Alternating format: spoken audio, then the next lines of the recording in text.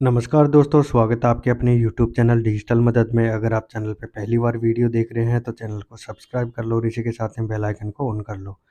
इसी के साथ में आप टेलीग्राम चैनल को भी ज्वाइन कर सकते हैं जिसका लिंक नीचे डिस्क्रिप्शन में डाल रखा है। वहाँ से आपको जो भी लेटेस्ट अपडेट आते हैं उसका नोटिफिकेशन आपको वहाँ पे मिल जाएगा।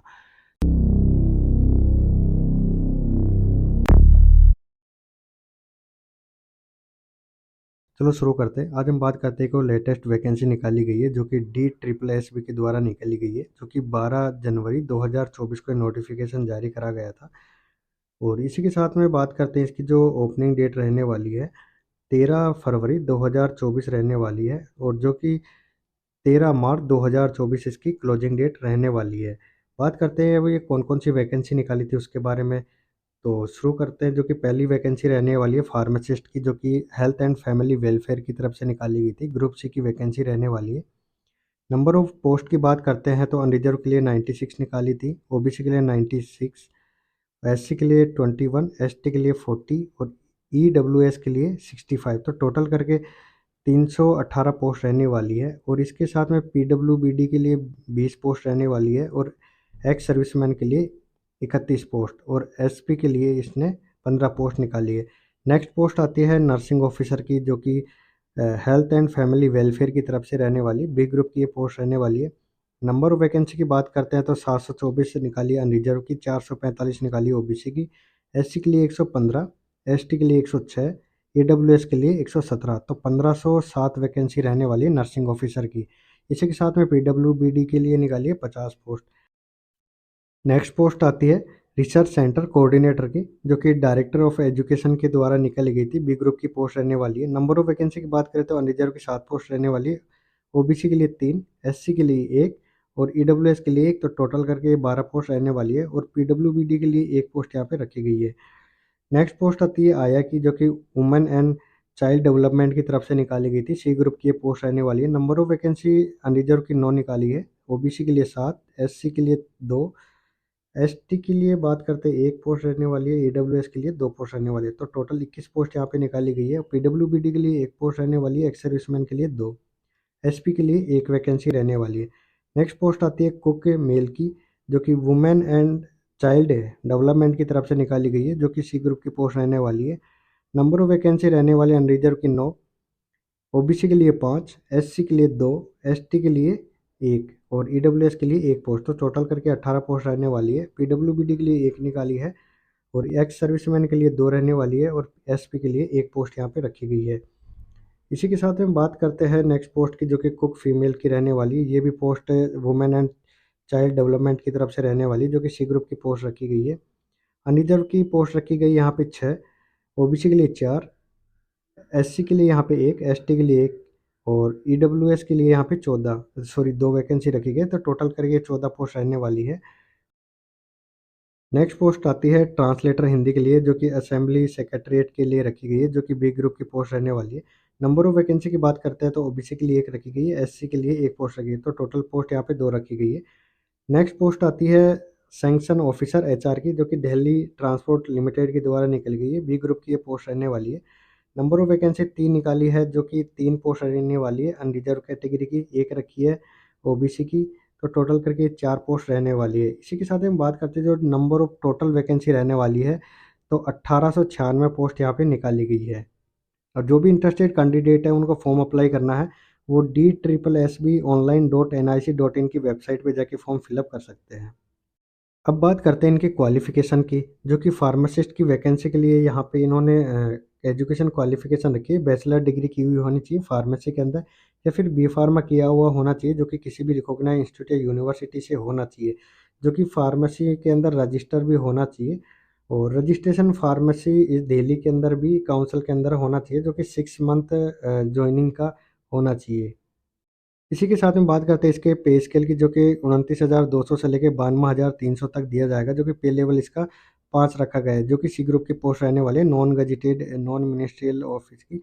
और एज लिमिट की बात करते हैं तो इसकी एज लिमिट रखी गई है 27। इसी के साथ में बात करते हैं नेक्स्ट पोस्ट की, जो आती है नर्सिंग ऑफिसर की।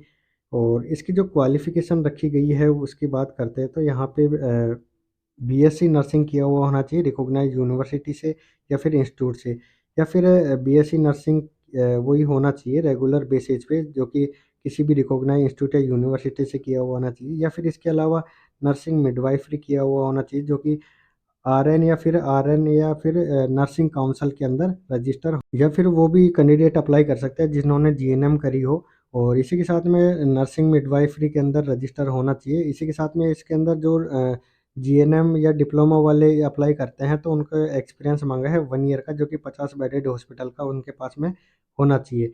बात करते हैं इनकी पे स्केल की, जो कि 44,900 से लेके 1,42,400 रुपये तक पे करा जाएगा। पे लेवल इसका 7 रखा गया है। बी ग्रुप की ये पोस्ट रहने वाली है। इसकी एज लिमिट की बात करते तो 30 साल रखी है इन्होंने। नेक्स्ट पोस्ट की बात करते हैं रिसर्च सेंटर कोऑर्डिनेटर की, जो कि इसके अंदर क्वालिफिकेशन रखी गई है मास्टर डिग्री की हुई होनी चाहिए, जो कि किसी भी रिकॉग्नाइज्ड इंस्टीट्यूट या यूनिवर्सिटी से होना चाहिए।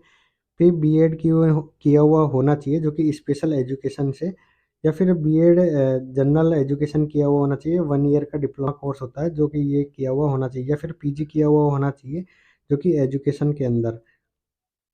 बात करते हैं इसके अंदर एक्सपीरियंस मांगा, जो कि 1 ईयर का एक्सपीरियंस होना चाहिए स्पेशल फील्ड के अंदर। और इसकी जो पे स्केल की बात करते हैं तो 47,600 से लेके 1,51,100 तक इसकी सैलरी रहने वाली है और पे लेवल इसका 8 रखा गया है। बी ग्रुप की ये पोस्ट रहने वाली है। एज लिमिट 30 साल रखी है इन्होंने। नेक्स्ट पोस्ट की बात करते हैं, जो कि आया की आती है और इसके अंदर क्वालिफ़िकेशन मांगी है उसकी बात करते हैं। तो इसके अंदर मैट्रिकुलस पास होना चाहिए। इसी के साथ में 6 महीने का प्रैक्टिकल एक्सपीरियंस होना चाहिए इसी फील्ड का।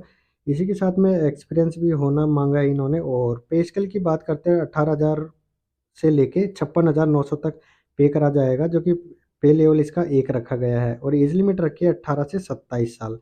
नेक्स्ट पोस्ट आती है कुक मेल की और इसके अंदर बात करते हैं इसकी क्वालिफ़िकेशन की, तो इसके अंदर 10th पास माँगा है, जो कि किसी भी रिकॉग्नाइज्ड बोर्ड से पास किया हुआ होना चाहिए। और साथ में कुक का इनके पास में ट्रेड स्किल टेस्ट भी लिया जाएगा, जो कि कुक के उनको मतलब खाना बनाना आना चाहिए।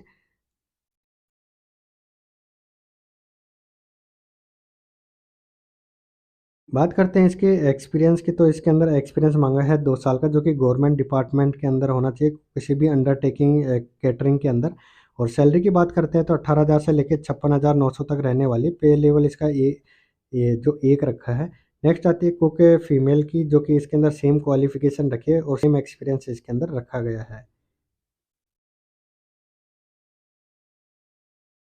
नेक्स्ट पोस्ट आती है ट्रांसलेटर हिंदी की और इसके अंदर बात करते हैं क्वालिफ़िकेशन की, जो कि क्वालिफ़िकेशन रखी गई है मास्टर डिग्री की हुई होनी चाहिए, जो कि किसी भी रिकॉग्नाइज्ड इंस्टीट्यूट या यूनिवर्सिटी से होना चाहिए, जो कि हिंदी और इंग्लिश के अंदर कंपल्सरी रखा गया है।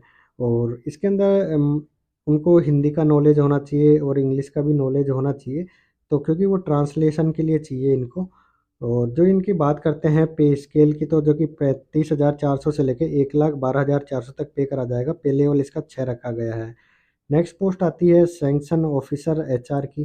तो इसके अंदर जो क्वालिफ़िकेशन रखी गई है ग्रेजुएशन रखी गई है, जो कि किसी भी रिकॉग्नाइज्ड इंस्टीट्यूट से होना चाहिए। साथ में या फिर बैचलर्स या फिर पीजी मास्टर्स किया हुआ होना चाहिए बिजनेस के अंदर। और इसके अंदर 2 ईयर का एक्सपीरियंस मांगा है एचआर डिपार्टमेंट के अंदर। और इसकी जो पे स्केल की बात करते हैं तो 10,900 से लेके 34,800 तक सैलरी रहने वाली है और पे ग्रेड पे इसको 5400 रुपये पे करा जाएगा।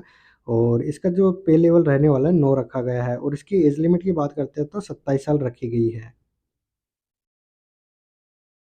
बात करते हैं इसके एप्लीकेशन फ़ी की, जो कि 100 रुपये आपको पे करने पड़ेंगे और जो कि सभी कैटेगरी के जो कैंडिडेट है उनके लिए रहने वाली है।